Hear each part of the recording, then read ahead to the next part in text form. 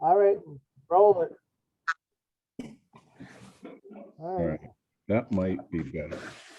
All right, before we go anywhere, I want to apologize to the board for, how would you say, my abrupt departure the other day. I wasn't professional of me, but you know, it was I think I was personally being attacked slightly by the Board of Selectmen, and I didn't appreciate it. So again, I apologize to my board for leaving so abruptly last time. So that being said, let's roll it, Hillary. Okay, sure. We don't have anything on the agenda except COVID, which is good. So it's a low variance month, which makes me happy. As far as our case counts, in the past 2 weeks, we've had 12 cases. Our percent positivity has gone up to 11.13%. We had 7 cases during that and 159 folks tested, so that raised percent positivity. And our incidence rate actually is much lower than the Commonwealth, which is great. So we're at a 10.4 and the Commonwealth is at a 34.3. Okay. All right. All right, so what would you like to talk about? Why don't we just go digging right into the guests so they can talk, and if they want to take off before the meeting ends, they can, but go ahead, introduce yourself and go right on. I'm Eric. I have a quick question related to what the stats Hillary gave. How are we defining a case? We're defining a case as someone who has tested positive on a PCR test. Yep. Okay, thanks. Anything else? Do we know how many of those cases are actually symptomatic? All of them actually are. All of them, okay.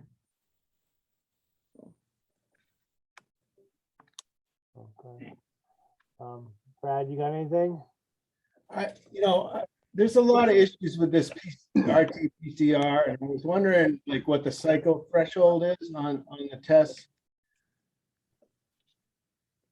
I'm sorry, could you repeat what you said?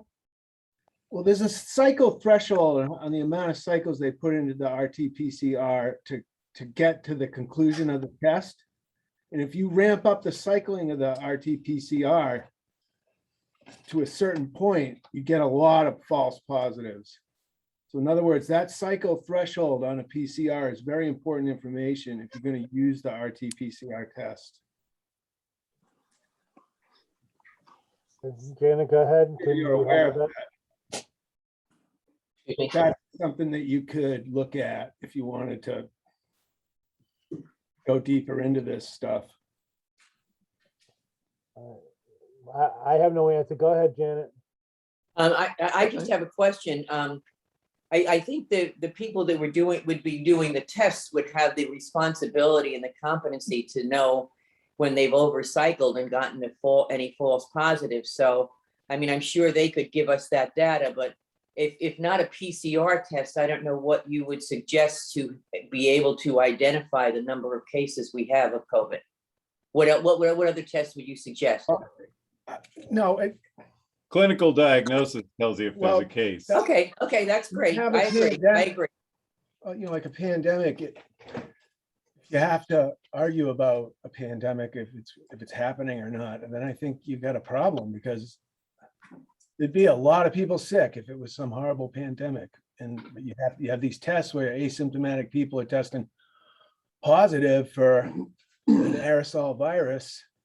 Then that I'm just trying to bring up that point. I'm not trying to be adversarial about it. Like, I just want. Okay, I that. hope not, because I mean, I think there's, I think as Janet Q Public, if we don't get an active PCR and we don't trust the manufacturers and the laboratory persons that are running it, I mean, what are we going to do? What would suggestion be? So what I'm saying is, there's a certain amount of trust. My background is nursing. Right, I've and we're worked- talking about masks too, right? Excuse me? I'm just saying the basis of trust is a necessity for all of us who've worked in healthcare through all the research and changes that we've seen. And medicine, as anything else, is not without learning new things. That's part of life. And when we adjust, and there's a certain amount of trust that's needed on the patient's part in order to get an effective outcome from any disease entity. Yes, I agree. There's a certain amount of trust that would be ideal, but I believe an enormous part of the medical sector has damaged that trust, because there are many medical professionals who cannot possibly be ignorant of the problems with mass testing using PCR, using a protocol put together by Christian Drosten, who's a repeat offender in this area, who got his PCR protocol peer reviewed in a magical somewhere between 4 and 24 hours. And some people may know that peer review usually takes 7 or 8 months. And it's a highly flawed protocol that people who know about polymerase chain reaction have been saying from minute one was. And is that your background, sir? Is that Pardon? your back? Is that your No, background? nope, but I know how to read and I know how to count. Okay. Thank you. Yep. Nick, you want to talk it But off? I would just say that, as far as Janet was alluding, it depends on who you want to trust during this pandemic. And I firmly believe in the CDC, in the sense that they've been doing this for a living as far as trying to control communicable disease. And I feel very comfortable following their guidelines. You can start questioning testing. There's no doubt we're in a very serious pandemic. We've lost almost 800,000 people, if not more. And so I don't, as far as at this point, questioning the testing or the masks, I think we have an organization that is globally recognized as a leader in controlling communicable diseases. And I have every bit of faith in what they tell us. And I think they're the ones to believe as far as and guide us through this pandemic. I think Which telling are you referring to? I mean, initially they said the masks don't work and they gave evidence. I understand. I understand that with a new virus, we learn it's a moving target. We're learning as we go, and they recognize that. They're not fools. They know they make recommendations and they review them. And we're still As reviewing. one example, an aerosol virus is not new. The mechanism of transmission of aerosol viruses is not new, and surgical masks are not new. So none of the new information about the virus changed whether or not the masks would be effective.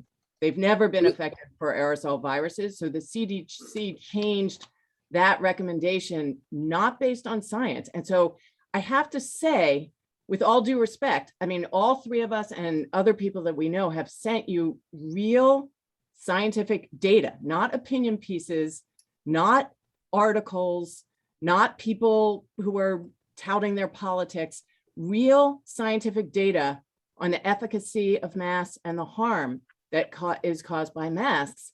And if you haven't read that, blindly following the CDC, I think is irresponsible. I really have to say that. I have no problem with your believing that.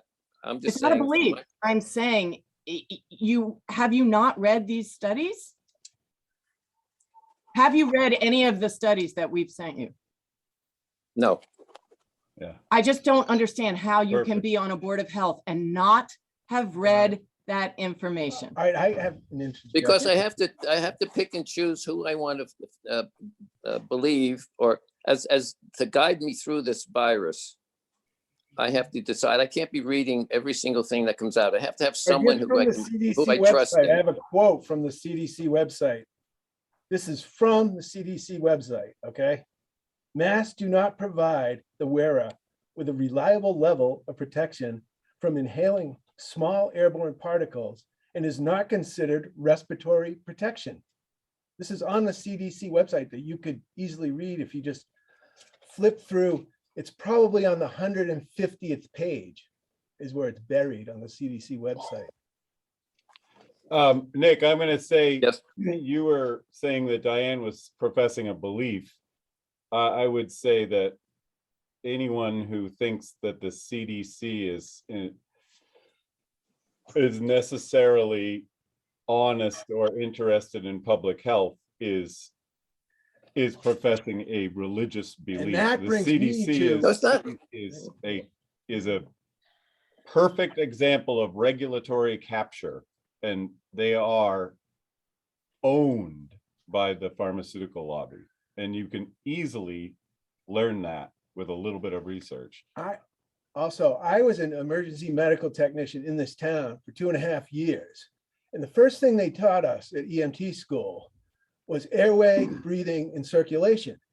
So people's brains need oxygen to be healthy. So for a medical community to enforce a contraindication method without a risk assessment, really, a risk assessment of it is absolutely intolerable to the population of this town. Okay. Well, thank you, guys. My view, I don't trust the CDC. I don't trust the NIH as well. I feel they've become too political, just like our own selectmen in this town. They've taken complete control of us enforcing the mask mandate or taking the mask mandate off.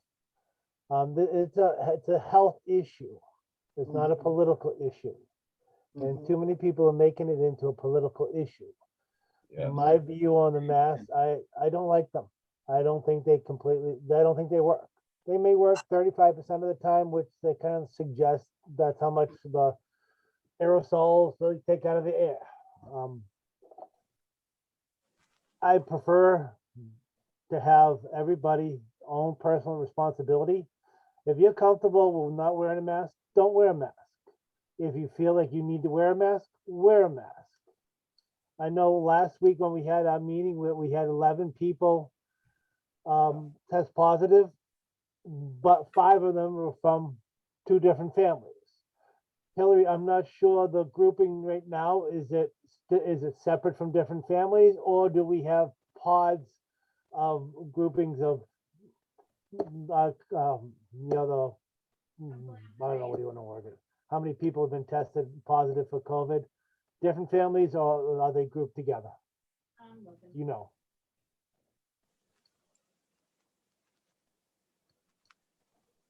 These are all different. Yeah, muted, Hillary. You know, the other thing I wanted to make a point about is that it's not about, I don't care if you want to wear a mask. I just want the freedom to not wear a mask. And I feel like it's highly illegal to even mandate this, even under emergency use. It's illegal to mandate the mask, and I will not comply to this. And you know what? I'm actually your friend coming here telling you all this, you know, because I know a lot of people, it's killing business in this town. People won't go into stores. They'll drive to Orleans so they don't have to wear a mask. You're hurting the town with this. I mean, I just beg of you you got to look closely, because the mask just lets all this aerosol out. A guy measured it. 9% of the air goes through the mask. It doesn't even protect it. And at 3%, the efficacy of it goes to 0. I've seen studies of it. The guy who's an expert in PPE. I just watched an hour-long presentation of it. He's an expert. OSHA Olivet. He's an expert witness, and she's done 400 trials. And he says there's 0% efficacy because of the gas in them. And if you were going to wear a HEPA filter, like in my letter, that would work, or a respirator, that would work if you made everybody wear a respirator. Well, it would have to be totally sealed around your body. No That's what a mask, no respirator mask. is. what they call the N95 mask a respirator, but if that's not, if the perimeter is not glued to your face, everything is going around it. If it is glued to your face, the SARS-2 virions are traveling through it like gravel through a chain link fence. And the only thing it would do. They've proved it. is Droplets make go to it- the floor. They're not in the droplets. The worst toxins are in the aerosol, correct? Correct me if I'm wrong. Well, this Gentlemen, stuff spreads Yeah, by could- aerosol could I- transmission. Could I ask Hillary to answer that question before we go? Yeah, into sorry. Canada? It's all right. Sorry, no, this week they're not all in the same household. They're all in separate households. And a closer look at the data, one of our cases was asymptomatic and was at the hospital for something and had the test. Okay. Janet, did you have something else to say? I did. I just wanted to ask, I just wanted to say a couple of things to our group here. First of all, I want to tell you, I appreciated the data that you've obviously looked through. I have not read it yet. I'm going to go by date, and I'm going to go by source, and I'm going to go by the degree of science as I go through that. However, again, I can only speak from my background. Unfortunately, or fortunately, whichever way you look at it, this pandemic was politicized from day one. The fact that we have lost 800,000 people is a tragedy. Now, all right, you can go like that, but let's just let me finish out. I will. Really enjoyed listening to you. One of the things at the advent of the COVID being transmitted here was, again, the question of masks. Do they work? Does everybody need an N95? And of course, we couldn't do that because we had a shortage within the medical community. And myself, having worked with a lot of patients with many communicable diseases very closely as a nurse, know how much I relied on a mask and enjoyed good health for 78 years from communicable diseases, okay? So I have that in my background. But one of the things that was identified was the idea that a mask brings a level of awareness on the part of the wearer of exactly what's happening in their environment, i.e., do I need to move away further? Does that person sound like they have a runny nose?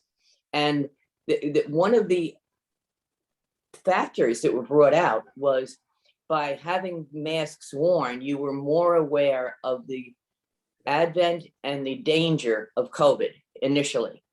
I have seen reviews, again, they're very medically oriented. I have my daughter-in-law is a physician, and I've read all the data that has been used in hospitals. She works in a hospital, and it's very supportive of, is it 100%? No. Do we know everything we need to know about this virus yet? No. We're learning more day by day. But I want to tell you, I appreciate the fact that you put together all this data, but I think we cannot ignore, as intelligent human beings, how politicized all of our actions, how politicized everything has become in this country, unfortunately. And I can only speak to my background, what I've done, but I will go through your data. And my background tells me I want to wear a mask. Now, you may not want to. I want to wear it for me because I have through my career, but I want to wear it for my neighbor because I don't know everything I need to know about COVID. And I don't think anybody does yet. And thank you very much again. Yeah. May I reply to Janet's Yes, go right ahead. statements? Janet, first of all, you may just have a really good immune system.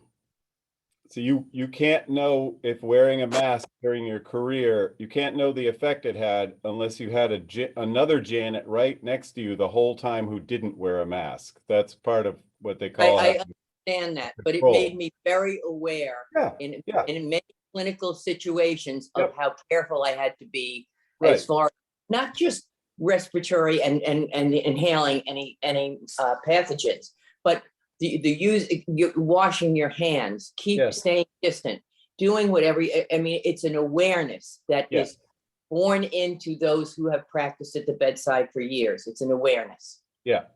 So part of having the general public, the public walk around with masks the past couple of years is marketing to make sure they stay afraid. And I will also, there's two other things that I wanted to say. First of all, I want to reiterate that no mask any of us has ever seen, short of one that's part of a hermetically sealed biosafety level 3 or 4 spacesuit, no mask any of us has seen can possibly filter out an aerosol virion like SARS-2, which has a 100 nanometer average diameter, and that is 1/3 the size of the smallest pore in an N95 mask. The other thing I wanted to say, when I made that gesture, when you and one other person mentioned the magic death count, which I guess is currently at 800,000. The only way anyone can understand the mortality from an outbreak or an epidemic is to know what essentially the background mortality would be. You must understand all-cause mortality statistics and then excess mortality statistics before you can start to throw out numbers the way CNN is doing and all the cable news channels, so-called news channels. They're throwing out the constant death porn and case porn. And that 800,000 figure, if you really look at it, it would be extremely difficult to demonstrate that that comes from what they call COVID. If you look at the 2020 all-cause mortality for the United States, you can look at the all-cause mortality and you have to look at the excess mortality. And when you study that carefully, you will come up with an excess mortality of something like 350,000 people for the whole year. More people who died than you would have expected in a normal year comparing to the past. Usually they compare to the past 5 years. And 19 was low. So you And expect 20 to be- 2019 had a low excess mortality, which when you look into this stuff, and I've never been interested in it, but I learned a hell of a lot more than I ever wanted to know in the past couple of years. When you look at that, when you look at all-cause mortality over the years, you see that there are seasonal bumps in mortality every few years, which the experts will tell you is due to elderly people succumbing to respiratory illness, which is extremely common. I did not know that before I started looking into this. But if you look back over the past 20 years at the excess mortality statistics available on US government websites, you will see that 2020 was something like 11 or 12% deadlier than 2019. But it had a lower excess mortality than every year of the 5 years, 1999 through 2003. And so what is the Wait. explanation for that? What is the explanation that your source gives you? I don't know. There's no It doesn't COVID? try to explain it. It just, you have Well, to have that initial perspective, just like when the TV Yeah. tells you that the You also- snowstorm last weekend killed 40 people in the Tri-County area. You first have to know how many people Right. usually get killed. in the Data is based on good data. We know that. Yeah. And every mortality is based on an accurate death certificate. And I have been in nursing administration years enough to know how lazy physicians can be, many of them, and how for how wrong that death certificate is. So that data Yeah. isn't even, that's a guideline. That's a guideline. It may be more, it may be more. It depends upon the political milieu that was attempting to intervene in the beginning and the middle of COVID. So everything comes from a accurate death certificate. And And I in will, urgent yeah. situations, in extended care facility situations, in many situations, that is not done with accuracy and with a total understanding of the homeostasis of that patient's body and what the cause of death was. Yeah, I have learned that as well, but do you know how the magic word COVID gets onto a death certificate in the United States? I know. No, Anyone who dies I- of anything, anyone who dies of anything within 28 days of having had a positive PCR test gets COVID on the death certificate, even if they got run over by a Everywhere? truck. I'm not That sure. you of that. can I'm not sure check me, about that. check me. It I is, will. I they're will. doing the same thing in the Appreciate that. UK. I appreciate that hint. I will check that out. Yeah. Yes. And this is not a Thank you. hint, like we know a woman who was a medical coder at Johns Hopkins. That hospitals are incentivized to both diagnose COVID and to put COVID on a death certificate. They were paid extra money for both of those things and for ventilators. And that's something you can find out. You It's said you had a factual. daughter who's practicing in a hospital right now. She could get you that firsthand information from the coder at their hospital. Like that's very easy to access that information if you know anybody. From who- a coder, from a coder. I'm a hospital coder. Oh, She could go okay. to the place Yeah, where they that- code and I say, understand. what amount of money does this hospital So, get for so coding a COVID and- death? again, I appreciate all the data. I will look through it. I will prioritize it for myself. But I would be remiss if I didn't mention that there seems to be an absolute lack of trust in anything that has happened or been publicized about COVID from people who I trust. So, I mean, I'm just saying that. I'm saying that now. I mean, it seems to me that we can't trust hospitals now. We can't trust doctors. We can't trust nurses. We can't trust the people who run the tests. We can't trust the manufacturers of the tests. We can't trust any mask. We can't trust any data that's out there. We can't trust anything we see on television. So I fully agree. I'm very I think you have to empathetic. do your I'm own very research. empathetic to the comfort of your lives. Let me just put it that way, and I will read the data. Thank you so much. Thank you. And Janet, I wanted to say one thing about what you said about the mask, encouraging you to be extra safe. I have a friend who's an infectious disease specialist in Northern Jersey, who's probably treated 1,000 COVID patients, because, actually very sick COVID patients successfully in many ways. And he initially kept writing about the mask and how, just the actual size of the particle versus the size of the gaps in the mask make it impossible for the mask to offer any protection. But the mask actually can cause harm, particularly to young people. And he said, the problem, if the mask caused no harm, I would have no problem with people running around in their masks, except for the fact that what he finds is it gives people a false sense of security. They go wandering off to the wicked oyster with an immune deficiency, or, walk in with their mask, take off their mask, eat. Like people who are actually vulnerable and don't have a strong immune system, thinking that they're wearing a mask is protecting them is an actual 180. Not only is it not protecting them, it's harming their immune system. The mask is the perfect breeding ground for mold and bacteria. And then you put a little kid in a mask and have them run around the field playing soccer and sweating. You are actually harming our people and our children. So if there is going to be a mask mandate in the school, and there's going to be mask mandates I would ask that you would work with the state to get rid of the mask mandates in the school.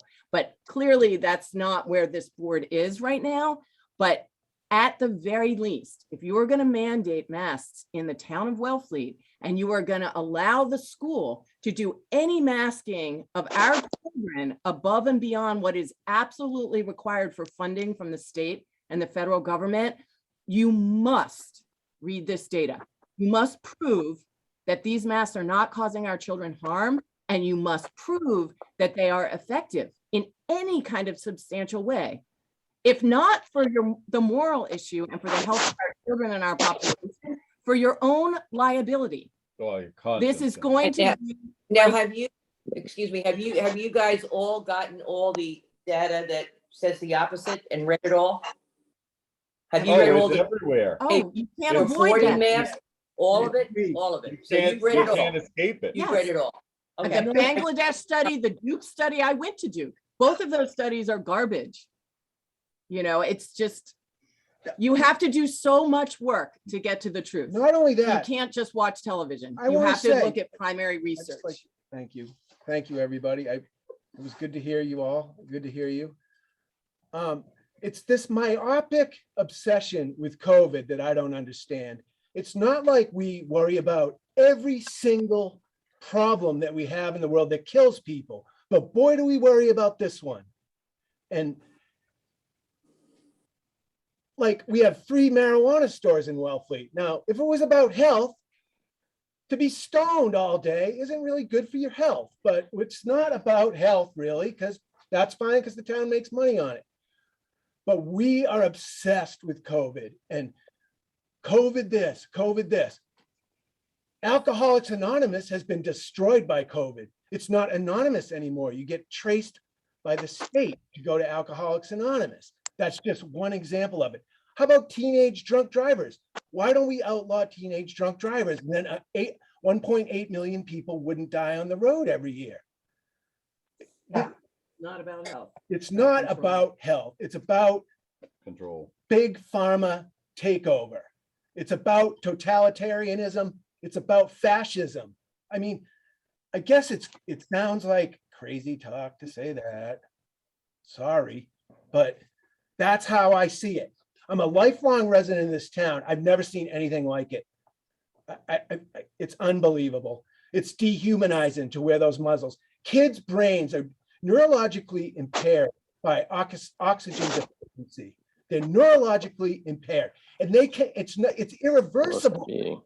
So for a medical board or health board to implement something that actually verifiably, factually hurts people it's unconscionable. And It you doesn't. can shoot It's the on messenger you if to you prove want, it. but that's where I stand on it, and that's why I'm here. And it took a lot for me to get here because I like to just go to work and go home and lie in my recliner. But believe me, I don't want to be here, but I got up to do this tonight, and thank you for hearing me. And And thank you. Are you taking any comment from people on the phone? Yes, could you identify yourself? Ken, Yeah, my before name's we get to Casey Clark. comments, I Yes. think Wait a minute, second. Okay, go ahead, Hillary. before we get to comments from folks on the phone, I think it's important that we thank our guests for coming. I think the Board of Health has always been open to ideas of any and all people that want to come and talk to us. These folks clearly have spent a lot of time researching and sending us materials. I know that the Board of Health is committed to reading those materials, and they will, and we'll gather more opinions, and we will continue to have this discussion. But I think it's useful to always have folks of differences of opinion come and talk and speak their mind. And for us, we can agree to disagree, we can agree to agree, we can agree to read the research, and we can go our separate ways in peace and still value each other's opinion. So I thank them for coming. I know it's not easy and it's difficult. So I appreciate it. Thanks, Hillary. thank you. Thanks, Hillary. Appreciate you. Okay, now, who's the one that wanted to comment? Could you identify yourself? Yes, hi, my name's Casey Clark. And I sent you a letter last night to the Board of Health and also to Hillary and the Select Board. And I just wanted to comment that a lot of what I just heard, I agree with a lot of what those guests were saying. And I would just like to comment that the mask, to me, even without the science behind it, whatever the science says, to me, I can tell that it hurts me. I get a headache in 10 minutes. I get a stomach ache shortly thereafter. Very hard to wear that thing. And I feel very bad for the people who are wearing them, being forced to wear them in stores all day long, people who have to be inside all day long and wear these things. It just does not feel healthy to me. And it really seems critical that we have a choice on how we decide to take care of ourselves around this, because this is a serious issue, as you've all discussed. And the choice is critical because we all have different needs. We all have different health needs. And I would like you to just consider that in your decisions here. Thank you very much. Thank you. Thank you. Okay, the only thing I have left to say tonight about some of the COVID testing protocols that are out there, especially the instant testing or the take-home testing that we have at this time. One of the things that I've found from different people that have taken them, they don't do it the way on the packaging, that is how it's written. They don't go and report it to the state. They just watch it on Google and find out how to do the testing themselves. So they don't want to report anything to the state. The contact tracing that the state is doing is, to me, it's, you know, unconstitutional overall. I understand why it's being done, but it doesn't make it right. So that's the last thing I'm gonna say about any of that tonight.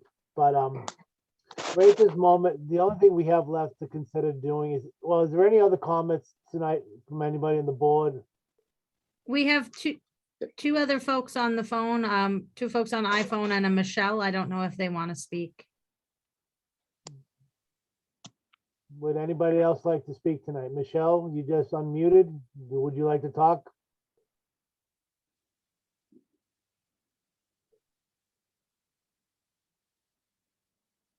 No. Okay. The folks well, on we- iPhone, if they wish to unmute, they just need to hit *6.